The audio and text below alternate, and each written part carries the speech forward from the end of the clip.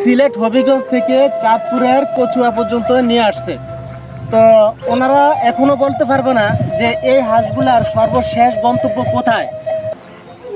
আসসালামু আলাইকুম প্রিয় দর্শক, আপনারা যে হাঁসগুলি দেখতে পাচ্ছেন এখানে অনেক হাঁস, প্রায় 1000-এর মতো হাঁস। তো আমি আসছিলাম আমাদের মাঠে ফসলি কাজ করতে, কারণ আমাদের জাতীয় কাজ হচ্ছে কৃষিকাজ। আমরা বাঙালি, তার জন্য আমরা কৃষিকাজ করতে হয়, পাশাপাশি আমরা সব ধরনের কাজ করতে হয়। তো আমার এক ছোটো ভাই এখানে দেখলাম এই হাঁসগুলি চড়াচ্ছে। দীর্ঘ সময় ধরে এই হাঁসগুলির পিছনে পিছনে এই ছোটো ভাইটা হাঁটছে আর এই হাঁসগুলিকে আদার খাওয়াচ্ছে। তো দর্শক দেখেন, এটাও আপনারা, উনি একটা উদ্যোক্তা, যে উনি এখানে দেখেন 1000-এর মতো হাঁস দিয়ে একটা প্রজেক্ট চালু করছে। এই হাঁসের পেছনে উনি 2টা লোক রাখছে। এখন আপাতত একজন আছে। ছোট ভাই এদিকে আসো, এদিকে আসো।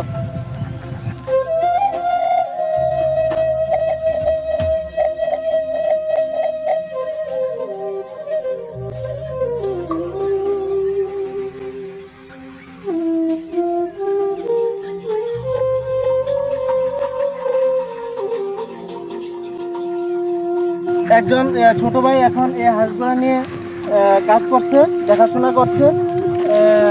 কিছুক্ষণ পরে আবার অন্য একজন এই হাঁসগুলো দেখাশোনা করবে। এই হাঁসগুলোর পেছনে তার প্রতি মাসে প্রায়, যতটুকু জানতে পারলাম, খরচ হচ্ছে প্রায় 2টা লোকের বেতন হচ্ছে 30,000 টাকা। তাদের টাকা খাওয়া দিয়ে আর এদের হাঁসের খাদ্য সহকার মোটামুটি ভালো টাকা ইনভেস্ট করছে। তো করলো, আমি যতটুকু শুনতে পারলাম ওনার সব কিছু খরচ দিয়ে প্রায় মাসে, প্রতি মাসে 1.5 থেকে 2 লক্ষ টাকা ওনার প্রফিট ব্যালেন্স থাকতেছে। তো ছোটো ভাই এদিকে আসো। কোন জায়গা থেকে আসছো? সিলেট হবিগঞ্জ থেকে। এদিকে ক্যামেরাটা নিয়ে আরো সামনে আসো। এবার দর্শক, এই হাঁসগুলা নিয়ে সিলেট হবিগঞ্জ থেকে আসছে। আমাদের বাড়ি হচ্ছে চাঁদপুর জেলায় কচুয়া থানা, আমাদের চট্টগ্রাম বিভাগ। এবার চিন্তা করেন কোথায় থেকে ওনারা এই হাঁসগুলা ঠিক এভাবেই নিয়ে আসছে। মাঠে মাঠে এই চড়াতে চড়াতে এই হাঁসগুলা নিয়ে সিলেট হবিগঞ্জ থেকে চাঁদপুরের কচুয়া পর্যন্ত নিয়ে আসছে।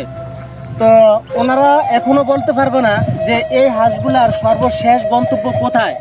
তো দর্শক, ভিডিওটা যদি ভালো লাগে তাহলে আপনারা লাইক কমেন্ট করে শেয়ার করবেন এবং আমাদের পাশে থাকবেন। অসংখ্য ধন্যবাদ আপনাদের সবাইকে। আসসালামু আলাইকুম।